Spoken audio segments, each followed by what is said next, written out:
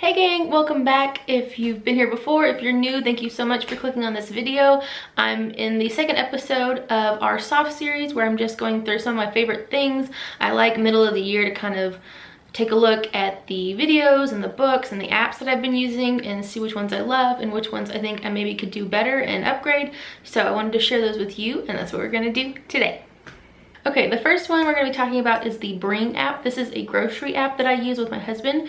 It's got a whole bunch of different options that you can see where you can make different lists depending on which store you want to go to. You can click on the different things. It'll also let you edit if you want to put a note, like say you want tomatoes but you want canned or you want cherry, you can just note that below on each icon.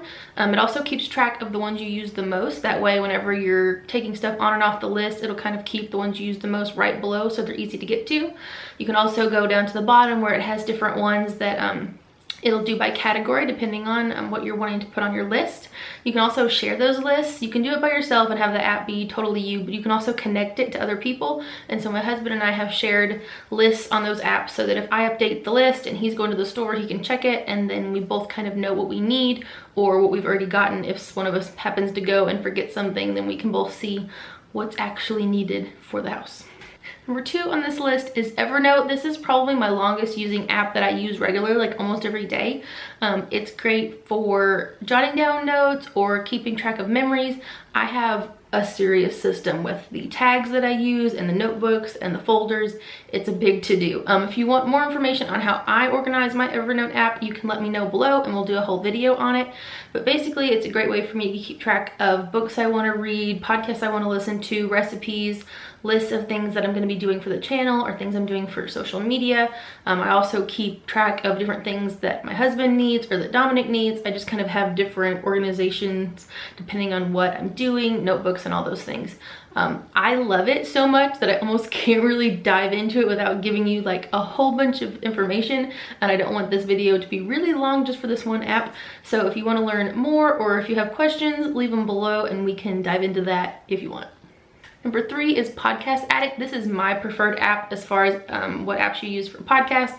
I'm an Android user, so I don't do the iPhone. I don't have the iTunes, all those things. So I'm not using the Apple Store. So there's a lot of different options. I like Podcast Addict just because of the way it's structured. You can also, once you've subscribed to different podcasts, click the different categories and just look at those. You can download them. You can have favorites. I've tried a couple of other ones, but this one was the first one I used, and so I'm a little biased toward it, but I think it's a great option. I've also, you can see some of the podcasts I'm listening to currently. If you want some recommendations, I'll be doing podcasts specifically next episode, so you can look forward to that. Number 4 is Timely. This is a obviously time app. I like it better than the standard one. It's got different customizations you can use. You can add as many different alarms as you want. You can customize days of the week. You can customize what ring comes off. It also has a stopwatch and a timer. So it just kind of does everything you need to do time-wise all in one pretty package. Pocket is kind of like the old school magazine clipping. If you can remember when you used to pull out articles from magazines to read later, that's basically what Pocket is for me. It's a place where you can save any articles you find on the web, and it'll keep them all in one app, so you can come back to them and look at them later. I have a ton of articles in there, and I'm sure I'll never get to read all of them, but if I have free time, I take a minute and I go back through and just swipe through and see which ones look interesting, and I try to give it a read or at least get a good idea of the story, and then I'll delete that one off of there so that I don't have a huge pile. But it's a great way to kind of put them to the side without having a ton of tabs open, which I still do, but not for that reason. If I end up with a bunch of tabs open, I will go through them and figure out what I actually want to read and put those in Pocket and then scrub the rest. So it kind of keeps my craziness in my phone a little more organized. The next one on the list is Voxer. You may have already heard about this one. It's come around and been popular a couple of times now. When I found it, apparently I was a little behind, and there were lots of my friends who were like, no, we've been using that for years, or we used that for a while and now we're on to something else. But I love it. Hook, line, and sinker. I think it's amazing. So basically I look at it as leaving a voicemail without having to call someone. So it depends on the person, but if you're busy like I am, sometimes I want to tell a friend something, or I have something on my heart that I really need to talk to a friend about, but it's not urgent, like it's something internal or something that I need to deal with in my own health. And so I have an opportunity with certain friends to just leave them a voice message without calling, and then when they get a chance to look at it, they can listen to it and then respond back right on the app. And then we're not worried about, are we missing each other for phone calls? Is something wrong? Do you need something? I use it a lot with a couple of friends just to rant about mom things or to get advice about spiritual things. It just depends on what's going on. You can also do groups. So I have a couple of friends who are also adoptive moms, and we have a little Voxer on there that we talk to each other on. And that's a really good way to talk without having to, do you have time to listen? Because a lot of times my phone's in another room in my purse because I'm chasing a toddler. So I like that one for the ability to be longer messages, because you're not just texting, which could take a long time depending on the story, but you're not bothering them like it's an urgent matter if you just need to get something off your chest.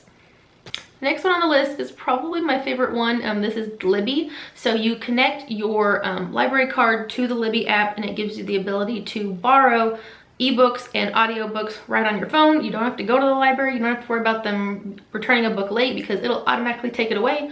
So I really love that for its convenience and the ability to do it all just one-on-one through my phone. So if you have a library card, check your local library, see if you can connect to the Libby app. You also could do OneDrive. I have used that before, but I find Libby to be a lot more user-friendly. And so that one you can set preferences. I don't have time for ebooks very much, and so I usually just search audiobooks, but you'll have the option to borrow up to 5 books at a time. And if something's there that you want to read, but it's still being used, you can put them on hold. You can put up to 5 books on hold, and then you'll just listen to them whenever you have a chance, or read them if you want to do the ebook. And then 2 weeks is up, you can either renew or it'll automatically go back to the library, so you don't have to remember whether you need to return a book when. It'll just kick it back to the system. The last one is the guilty pleasure of the list. It's called Miracle Merchant. I found this through some suggestions, I think, whenever I was looking around the interwebs. It's basically, it's a card game based on this, you are a mixologist in this magical fake shop, and you are mixing potions for customers. So they'll come in and tell you what their preferences are, and then you try to make something based on what they want without running out of ingredients. So it's very simple, but you get to see all these different types of potions that it makes whenever you make different combinations, and it keeps like a record of the different kinds you've made to see if you hit all the options. So it's very simple if you're just like playing along, but if you play it for a little while, it's not like you get bored right away because there are so many different things that you can do.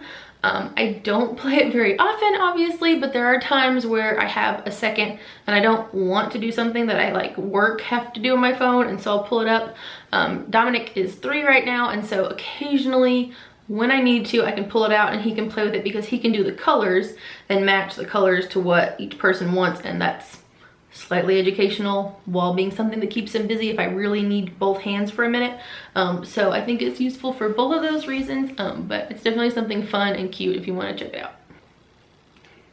Okay gang, that's it for today. I hope you enjoyed this video. Let me know which apps you've tried on my list and which ones I missed, and then we'll see you next week for podcasts.